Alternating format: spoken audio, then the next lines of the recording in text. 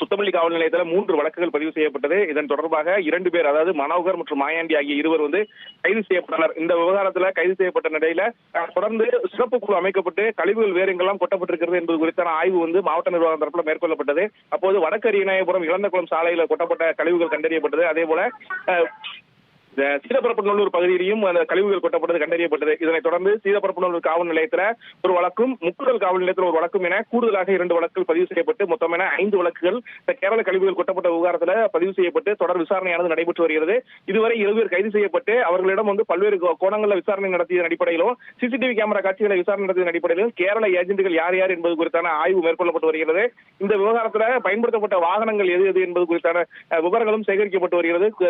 சில எண்கள், அதாவது வாகனங்கள் வந்த எண்கள், சில எண்கள் சிசிடிவி கேமராக்கள் பதிவு செய்யப்பட்டு அந்த வாகனங்கள் எங்கு இருக்கிறது என்பது குறித்தான ஆய்வையும் காவல்துறையினர் மேற்கொண்டு வருகிறார்கள். தகவல்களுக்கு நன்றி ராமசுந்தரம்.